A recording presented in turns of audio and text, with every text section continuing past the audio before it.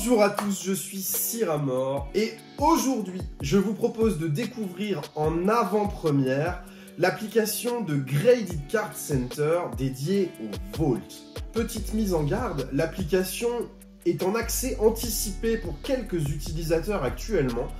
Elle va être très rapidement disponible pour tout le monde, ce qui fait qu'il peut y avoir quelques améliorations qui vont être apportées entre la version que vous allez voir dans cette vidéo et la version définitive qui sera publiée d'ici quelques jours. Le Vault, qu'est-ce que c'est? C'est un coffre fort, physique, basé près de la Suisse, qui est la propriété de Graded Card Center, et c'est un endroit où vous pouvez physiquement envoyer vos cartes gradées, PSA, mais pas que, ils prennent en compte toutes les grandes entreprises de gradation.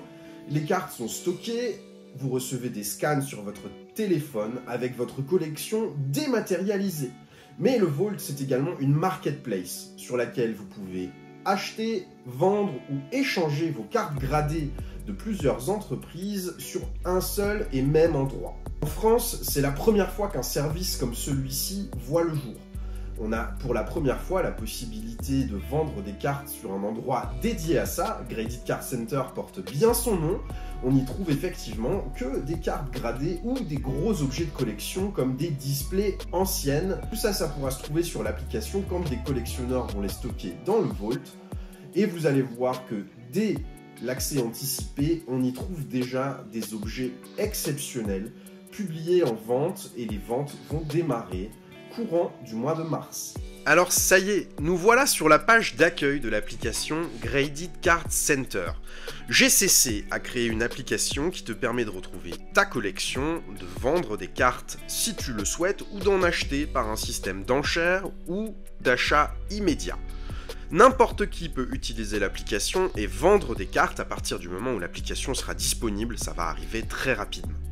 Si on va sur mon profil, Siramor, on retrouve les 26 cartes que j'ai déjà physiquement dans le coffre de GCC et on a possibilité d'aller les voir en cliquant sur Vault.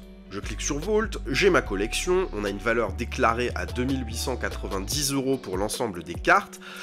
La valeur, c'est moi qui la déclare. Eux vont déclarer une valeur estimée lors de la mise en ligne des cartes, vous avez possibilité de la modifier. On va retrouver des cartes Harry Potter, quelques cartes de sport et du Pokémon. Pour l'instant, j'ai envoyé assez peu de choses chez GCC, c'était pour faire un premier test. Et si on s'intéresse par exemple à ce Charmina de Évolution Céleste, on retrouve bien la carte en PSA 10 avec les scans réalisés par GCC, ce ne sont pas les scans PSA. C'est des scans qui sont faits pour chaque carte qui arrive dans le Vault. Et cette carte, on retrouve une valeur déclarée à 95 €. Je ne vais pas vérifier si c'était sa valeur actuellement, mais peu importe, ça c'est quelque chose que je peux modifier. Tu vois, je clique sur valeur. Et si je dis que la carte vaut, je sais pas moi, si je dis qu'elle vaut 110 €, je confirme. Valeur modifiée avec succès. Et clac, mon Charmina maintenant, quand je vais cliquer dessus, valeur déclarée 110 €. Ça, c'est uniquement un titre indicatif et vous êtes la seule personne à pouvoir le voir sur votre application. Cette carte, on pourrait également choisir de la vendre et choisir de la vendre par enchères, les Premium Auctions, on y reviendra après, Event Auctions également, ou en prix fixe, fixed price. Ça, c'est un choix qui vous est propre, il n'y a absolument aucune obligation de vendre les cartes qui sont dans le Vault, vous pouvez tout à fait les garder et avoir une collection dématérialisée, protégée et assurée par GCC. Ce service d'envoyer des cartes chez GCC est 100% gratuit. La seule chose que vous allez payer, c'est les frais d'envoi aller et les frais retour quand vous voudrez récupérer vos cartes. En revanche, le fait de conserver les cartes dans le Vault, ça n'a aucun coût, ni fixe la première fois que vous envoyez les cartes, ni mensuel. Vous ne payez rien pour utiliser le Vault. Et ça, c'est absolument formidable. On va maintenant sur la page d'accueil. Sur la page d'accueil de l'application GCC, on va trouver les Monthly Auctions. Donc ça va être les ventes mensuelles où on va retrouver des cartes assez standards, on va dire. Il va y avoir évidemment des belles cartes, mais les plus jolis items seront dans les Premium Auctions qu'on ira voir juste après. Le système de vente mensuelle, donc là on a celle du mois de mars, où de nombreuses cartes sont déjà listées, il y en a 63. Pour l'instant, on est très peu à avoir l'application en accès anticipé, je sais pas, on doit être peut-être une vingtaine à utiliser l'application. Ce qui fait que c'est déjà formidable d'avoir autant de ventes visibles sur une première mise en route de l'app. C'est vraiment top. Et on va retrouver des cartes Pokémon majoritairement dans les mises en vente. On va voilà, des énergies en PS1, là on est plutôt sur des petites cartes, des cartes du set de base en aide 1, et les prix de départ sont fixés à 10 €. Tu ne peux pas choisir le prix de départ sur les monthly auctions, c'est 10 balles. On a ici quand même un beau Mewtwo du set de base édition 1 en PSA 9, évidemment le prix est à 10 € pour l'instant, la vente aura lieu le 20 mars, donc d'ici au 20 mars, tout le monde aura accès à l'application, ce ne sera pas une vente qui sera exclusive aux gens en accès anticipé, pas du tout, hein. Ce sera pour tout le monde, vous pourrez y accéder en allant sur l'application, en vous créant un compte. Il n'y a pas nécessité d'avoir des cartes dans le Vault pour créer un compte sur Graded Card Center. On va retrouver ici du booster Aquapolis en très très bel item aussi, on a des ex du bloc X, enfin il y a vraiment des très très jolies choses qui sont déjà listées, et on va retrouver quelques cartes que j'ai mises aussi, je sais plus où elles sont, mais ça va être aussi des petites cartes que j'ai listées pour faire un premier test sur l'application, c'est pas du Pokémon, voilà, j'ai listé du petit Harry Potter, le Great Hall, le grand hall de Harry Potter, de la salle commune, où on retrouve toutes les maisons d'Harry Potter listées. On a également ici Quidditch Pitch que j'ai listé en vente, et je crois que sur les ventes aux enchères, j'ai listé que ces deux-là pour le moment. On a également des cartes Star Wars, hein, c'est multi-TCG, multi-licence, on retrouve également des cartes de sport. Donc voilà pour la Monthly Auctions. Maintenant, si on s'intéresse à nos autres ventes, on a Premium Auctions. Premium Auctions, c'est destiné à des articles qui vont se vendre à un prix minimum de 2500 €. Sinon, les charges qui vous seront demandées de payer vont être assez excessives si vous n'atteignez pas ces 2500 €. Le but de tout ça, c'est d'avoir réellement des items premium. Techniquement, je pourrais lister en Premium Auctions n'importe laquelle de mes cartes disponibles dans mon Vault, mais c'est pas dans mon intérêt de le faire. Je crois que le standard, c'est 200 € de frais pris sur les ventes sur les Premium Auctions. GCC, corrigez-moi si je dis une bêtise, mais il me semble que c'est bien ça. Et du coup, par principe, il faut pas aller foutre des cartes là-dedans qui valent rien, c'est pas intéressant. Mais bon, quand tu vois du Florizard set de base en PSA 10, tu te dis que ça peut atteindre des sommes qui sont assez colossales. On a une belle display jungle en première édition, pareil, c'est des gros items qui coûtent très cher. Donc là, on est vraiment sur de l'objet d'exception qui sont déjà listés en accès anticipé. Un Tyrannosif brillant en PSA 9, c'est merveilleux. Il y a vraiment des très très jolies cartes. Un beau Dracofeu brillant gradé chez CGC, Latios Star, Entei X, Dracolos X, Rayquaza X, c'est que de la grosse carte. Toutes les X là, elles sont en PSA 10. On n'est pas sur des cartes qui vont partir à des prix faibles, hein. Le prix de départ est fixé à 1000 € sur les Premium Auctions, tu peux pas lister en dessous, ça commence à 1000, et tu peux pas mettre plus non plus. Ton prix de départ, tu ne le choisis pas sur les ventes mensuelles, que ce soit Premium ou pas. 10 € pour les ventes normales, 1000 € pour les Premium. Et on a ensuite les événements exclusifs, donc ça peut être un vendeur, ici c'est French Charizard, hein, qui est à l'origine de Graded Card Center, qui a listé une première vente, mais n'importe qui pourra le faire en partenariat avec GCC, c'est des choses qui doivent se prévoir à l'avance, tu peux pas le créer tout seul dans ton coin, mais tu peux faire une vente de ton côté où tu vas lister toute une somme d'items qui t'appartiennent, que tu veux vendre en une seule fois sur une seule vente. Ici, tu vois, on peut déjà enchérir. On a la date de fin qui est prévue, elle se termine le 24 mars à 21 h cette vente, mais si je veux déjà enchérir, tiens regarde, je vais pas prendre de risque, le petit Spectrum en PSA 8, clac, je lui claque une enchère, et on va retrouver toutes les ventes que French Charizard a publiées, où on va retrouver énormément de cartes, il y a des très très jolies choses, hein, 6 Iox de Neo en PSA 8, ça aussi c'est vraiment top. Il y a de la grosse carte de lister, Magikarp brillant, PSA 9, on n'est pas sur de la petite carte basique, hein. C'est déjà des gros trucs là qui sont sur l'application, alors qu'on est qu'au départ et que l'application est pour l'instant utilisée par très peu de monde. Tu as la fonction ensuite explorer sur l'application. Sur la fonction explorer, tu peux rechercher des cartes par personnage, par note, si tu veux voir que des 10, là où il y a le plus d'enchères. Bon, le plus d'enchères, ça va être vite vu parce qu'il y a 2 enchères sur 2 cartes. Pour le moment, on est sur un accès vraiment de départ. Si je repars dans mon explorer, on peut trier sur d'autres choses. On peut trouver des cartes signées, des boosters, des displays.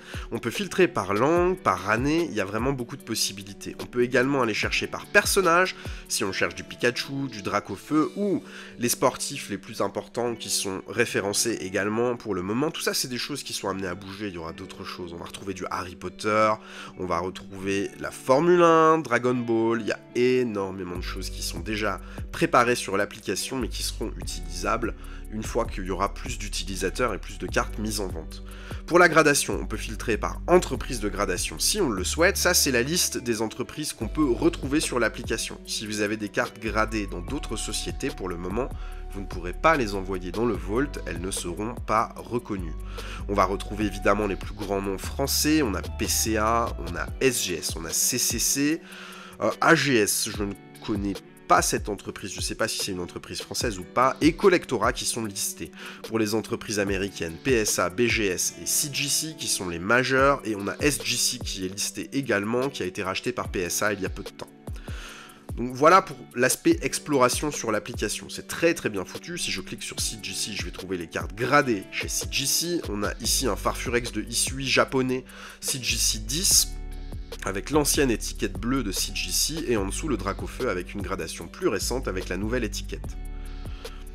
Maintenant, si je vais sur le Vault, j'ai toutes mes cartes, je vais trouver mes cartes disponibles, mes cartes en vente, les cartes qui sont listées. J'ai mis 2 cartes en enchère sur la prochaine vente du mois de mars, et 2 cartes qui sont listées en achat immédiat. Si je vais sur la fonction rechercher, je vais trouver toutes les cartes qui sont déjà mises en vente sur l'application, et il y en a déjà énormément. Prix fixe, on a 69 cartes qui sont listées pour le moment, qu'on peut s'amuser à filtrer si on le veut. Le tri, je mets vente se terminant en premier par exemple, on va mettre prix le plus élevé en premier, et voilà. On peut acheter une display Fossil édition 1 listée à 65 000 €, un Lugia édition 1 en CCC 8 à 5500, un Bonido King Crystal, il y a déjà de très belles choses qui sont listées. Un beau Dracofeu Holo en PSA 8 à 2300 €. Il y a vraiment de la belle carte déjà de listée sur l'application, ça fait plaisir à voir. Pour un lancement, c'est vraiment top. On a également des choses qui sont bien moins chères. On n'est pas sur cette application uniquement pour aller lister des cartes qui coûtent une blindasse. Si je liste par prix le moins cher en premier, on va trouver voilà, un Faran Polo, PSA 3, à 10 €. On va trouver des choses qui sont beaucoup plus accessibles, beaucoup plus abordables. Un petit LeBron James en PSA 9 à 50 €, c'est des prix très corrects. Il y a plein de choses qui peuvent être listées et qui vont être listées par la suite. Mais sauf que quand tout le monde va lister les cartes, pour aller fouiller là-dedans, si tu regardes dans tout et que tu t'amuses à diminuer à scroller, tu pourras pas t'y retrouver. Tu vois bien, avec quelques utilisateurs, il y a déjà 180 cartes. Tous les onglets de recherche vont être hyper intéressants. Et si je veux rechercher une carte, par exemple, je veux un Drac, je tape Drac, et je vais retrouver toutes les cartes qui ont la mention Drac dedans. Donc les Dracofeu et les Dracolos et les Dracos sont listés dedans. On voit tout de suite si la vente est en enchère ou si c'est un achat immédiat, parce qu'on a le temps restant si c'est une enchère. Si je veux aller voir ce Dracolos PSA 10, je clique dessus, tac, je vois il est en enchère dans les Premium Auctions, donc il faut que j'attende le départ de l'enchère pour pouvoir enchérir sur cette carte. Si je veux acheter ce Draco lumineux en PSA 8, eh ben il est disponible. J'ai juste à cliquer sur acheter pour le prendre. C'est déjà faisable maintenant. Maintenant, supposons que je veuille vendre une carte, l'afficher pour la mettre sur la prochaine vente aux enchères. On va par exemple vendre ce professeur Flitwick japonais de Harry Potter en PSA 9. On peut zoomer sur les cartes. Pour l'instant, les scans sont en HD, mais il y a une compression de l'image sur l'application avant son lancement officiel. La compression de l'image va disparaître au lancement de l'application pour de bon, et la qualité d'image va encore s'améliorer. Moi je trouve que la qualité d'image est déjà assez folle sur l'application, mais ça va encore être amélioré puisque les images ne seront plus compressées. Bref, ce professeur Flitwick, je veux le vendre. Je fais vendre. Je veux le vendre sur le Monthly Auctions. Évidemment, c'est pas une carte qui vaut plus de 2500 €, donc elle partira pas dans la Premium. Mais si je voulais le lister dans la Premium, je pourrais. Cependant, je vais me faire assassiner par les frais de vente, donc je vais pas le faire. Je vais dans la Monthly Auction, tac, je choisis mon professeur Flitwick, confirmé. Ma carte, je vais avoir des frais de vente de 6,9%. C'est un taux fixe sur les frais de vente. J'accepte les termes et conditions de GCC et je confirme. Mise en vente, réussi, c'est terminé. Ma carte est en vente, je la retrouve dans mon listing en vente, elle est là. Il reste 9 jours, 10 heures, 54 minutes et quelques secondes, prix de départ 10 € pour ce Flitwick. Cette carte-là sera sur la prochaine vente du mois de mars, à laquelle vous pourrez assister en téléchargeant l'application. Alors c'est quoi l'intérêt maintenant d'utiliser le Vault plutôt que de vendre ses cartes de son côté sur eBay ou sur les groupes Facebook ? L'intérêt principal du Vault, ça va être d'avoir des cartes qui sont dans un lieu sécurisé. On a tous un petit peu peur quand on a des cartes de forte valeur à la maison, parce que c'est très difficile de faire assurer une collection, qu'on soit professionnel ou qu'on soit particulier. Pour un particulier, c'est impossible. Pour un pro, c'est une tannée pour réussir à avoir une assurance qui tienne la route. Là, les cartes sont assurées tant qu'elles sont dans le Vault chez GCC. Elles sont assurées et elles sont physiquement dans un coffre-fort. Je trouve ça plutôt rassurant.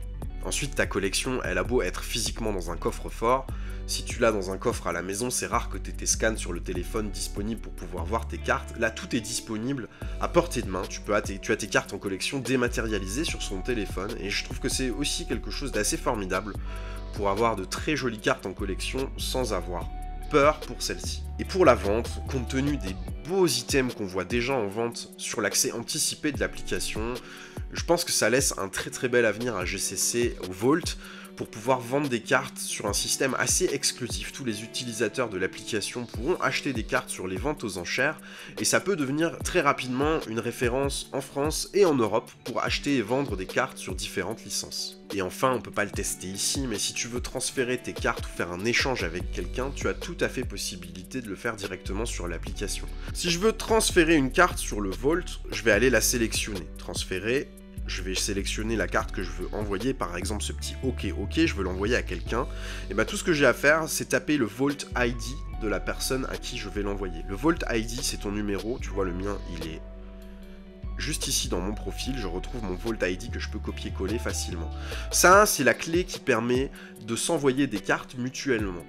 Donc si je vais taper le Vault ID de quelqu'un d'autre sur mon OK, et ben je vais pouvoir l'envoyer à la personne concernée juste en tapant son numéro. Et la carte, physiquement, elle va pas se déplacer dans le coffre-fort, elle va rester à son emplacement, mais il sera plus dans ma collection et il appartiendra désormais à la personne à qui je l'ai envoyé. Et enfin, si je veux envoyer physiquement une carte, je clique sur envoyer, je vais envoyer mon Sébastien Grosjean, mon adresse de livraison. Ici, c'est mon adresse qui est référencée. Je peux tout à fait l'envoyer à qui je veux. Je peux envoyer à n'importe quelle adresse de livraison la carte. Je vais simplement payer les frais de port pour l'envoyer. C'est tout. Donc c'est très simple d'utilisation et très utile quand on veut envoyer des cartes.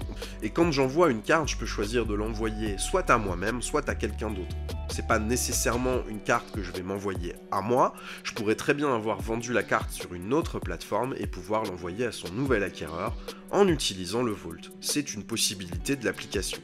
Alors l'application est évidemment en démarrage, c'est seulement le début de l'application, il y aura sans doute des choses qui vont être améliorées au fil du temps, mais voilà une première découverte de cette nouvelle application qui va être destinée à la France dans un premier temps, puis à l'Europe.